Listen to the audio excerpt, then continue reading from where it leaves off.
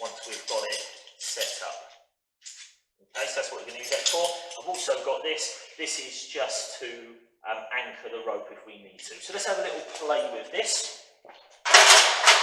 We know this end's going to be the top, so I'm going to attach this first and let that end go down to the bottom. Okay.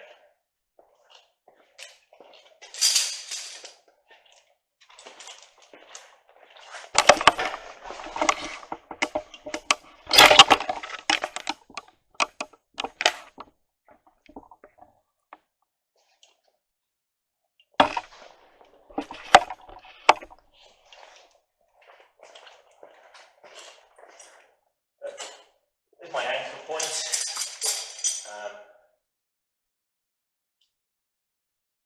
Use that. That's on. I could put that through there, but then it would all twist. It would sit the wrong way. But there's a very nice system. This can come all the way down. And I'm just going to put this on. Let's do a barrel knot in the end of this.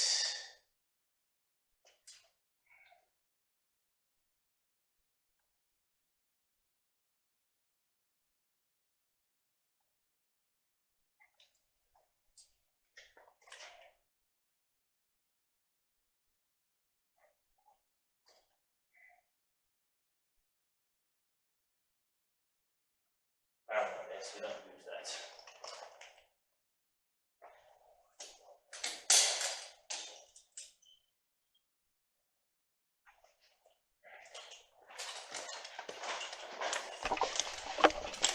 So let's just zoom in. So we've got our anchor at the top there with a double pulley.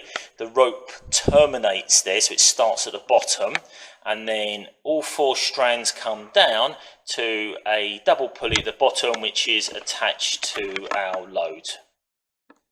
So let's just have a look at this now. If I pull on this end here, it's really easy, and this is a 20 kilogram weight, and you can just see how simple it is, because it's a 4-to-1 mechanical advantage. In essence, it feels like I'm lifting 5 kilograms. But if I let this go, it runs back down by itself. So there's no locking mechanism, which is fine. I can pull it up, get it to where I want it, and I can lower it back down. If I put this chest crawl in, and remembering this will let rope run one way, so where I pull it, I want the rope to be able to come up through the system. Okay, so if I put it in that way, yeah, that locks the rope. Okay, so that wouldn't be any good. So the end with the knee are on there. So now the rope will run up, but that will run down. So all I'm going to do, and this can be any locking device, pop this into the pulley system.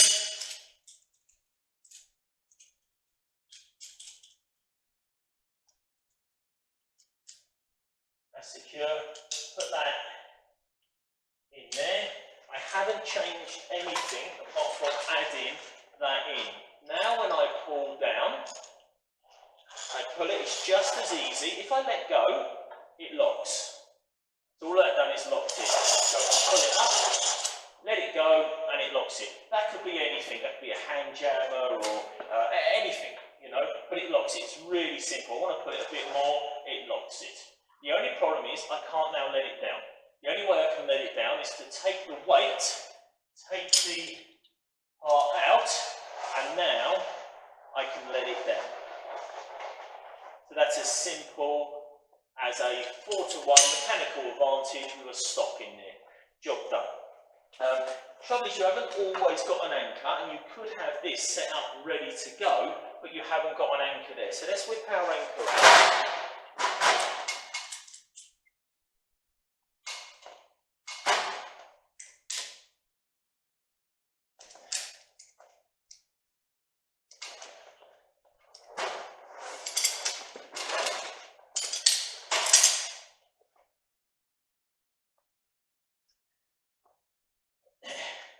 to set up the simplest of anchors. So back to our very basic figure of 8.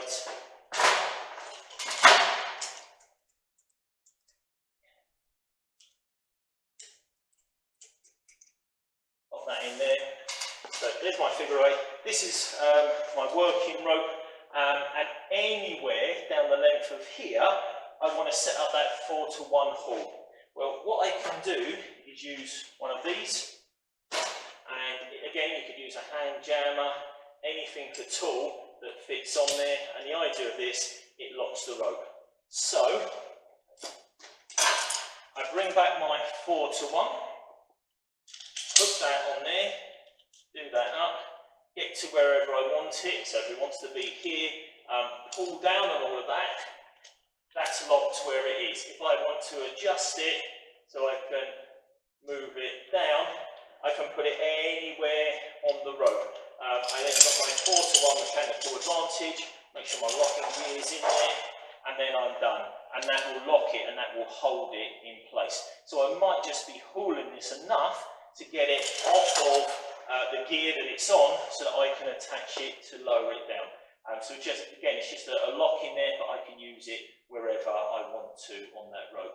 Now that I've done this, this really has got all of this weight in it, so I can't release this at this stage, but I can take the weight to release this one down onto here.